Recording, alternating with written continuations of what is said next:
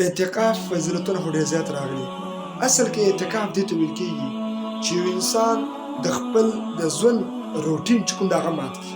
لکه دا سهار کې چې ګډه دفتر ته یا کوم مکتب ته یا یو کاروبار یې کوو یا خپل بچیانو سره وخت تېروي، یو مصروفیت یې لاره، نو دا راولګېږي په آخري عشرهو کې د روزې آخري لږ شپې دا خپل روټین مات کړي، خپل کاروبار، خپل بچي، خپل د دنیا مقاصد د هر شی پرېږدي او د الله کور کې ځان دیره کړي او د الله په کور کې ځان معتکف کړي، اول ته الله ته ورسي او د الله عبادت کوي، فرضي عبادت ول ادا کوي، روزه نیسي، دا رقم تلاوتونه کوي، دا رقم تسبیحات کوي، ذکر اذکار کوي، نو نوافل ادا کوي او د الله په جومات کې الله ته کښېني او د دنیا ټول هر شیانو نه ځان خاص کړي یوازې الله ته. دې ته ویل کېږي اعتکاف. د اعتکاف اصل کې د رمضان روح د روح د الله چې کومه حقیقي بنده ده، څوک چې الله سره حقیقت کې محبت او عشق کوي نو هغه اعتکاف کوي. هغه د الله په در کې د الله په کور کې ځان خاص کړي صرف د الله بندګۍ لپاره. دې ته ویل کېږي اعتکاف. اعتکاف به د انسان د زړه د الله سره لګېدلی، الله سره ډېر ټچ. نو اعتکاف دا ډېرو انبیاو او رسولانو اعتکاف کړی دی. لکه موږ او تاسو نبي علیه الصلاة والسلام به د جاهلیت په زمانه کې اعتکاف کړی نبي علیه الصلاة والسلام. کله هرات ته به لاړ، کله هلته به ناست و، اعتکاف به نبي علیه السلام. د نبي اسلام نیکه چې کوم عبدالمطلب د هغه هم د جاهلیت په زمانه کې اعتکاف کړو. هغه نه که موږ تاسو ګورو عیسی علیه الصلاة والسلام 40 شپې اعتکاف کړی و، غرونو ته لاړو، روزه یې نیوله او د الله لپاره اعتکاف کوه. الله پاک بیا ورته انجیل ورکړ عیسی علیه الصلاة والسلام. موسی علیه السلام هم اعتکاف کړی دی. موسی علیه السلام 40 شپې قرآن کې الله ذکر کړي دي.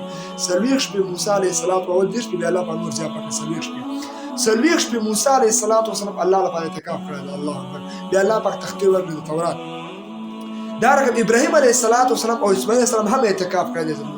د اعتکاف ډېر د شرافت والا عبادت ده، دا ډېر ښایسته عبادت ده. د دې باره کې راځي رسول الله صلی الله علیه وسلم فرمایلي څوک چې په خلوص او نیت سره اعتکاف وکړي نو د انسان لکه 2 حجونه او 2 عمرې چې کړي. سبحان الله، 2 حجه او د 2 عمرو ثواب الله درکوي. اعتکاف چې ده د دې باره کې راځي کوم انسان چې په دې نیت باندې اعتکاف وکړي چې الله راضي کړي، الله ته ورنږدې شي، د ثواب په نیت باندې اعتکاف وکړي نو دغه اعتکاف کوونکي ټول ګناهونه الله معاف کوي. سبحان الله. نبی علیه الصلاة والسلام پوره میاشت د رمضان اعتکاف کړی ده، 6 شپې هم کړی ده او 2 شپې خو به هر وخت کوو. یو وار یې ورنه قضا شو، نبی علیه السلام ته ضرورت پېښ شو، نو بیا د رمضان نه بعد چې کومه میاشت شوال راځي، د شوال په اخره 2 شپو کې بیا اعتکاف وکړو. او بل کال کې نبی علیه السلام چې کله اخر کال کې وفات کېده نبی علیه السلام 6 شپې د روزې اخر 6 شپې د نبی اسلام اعتکاف کړو. نو عزتمنو اعتکاف ډېر ښایسته عبادت ده. د هر چا سره چې که وخت نه د خپل ځان خپل روټین مات کړي، خپل کاروبارونه، دا دنیا، دا دفتر کارونه نوري د هر شی پرېږدي او الله ته ځان خاص کړي او الله لپاره کښېني او الله سره خپل مینه محبت زیات کړي. په اعتکاف کې به د انسان الله سره مینه محبت پیدا کېږي. الله دې موږ او تاسو توفیق راکړي چې د اعتکاف دغه عبادت سرته ورسوو. او دا اعتکاف چې ده دا سنت مؤکده ده، نبی اسلام هر وخت کړی، همیشه یې کړی ده. الله اکبر.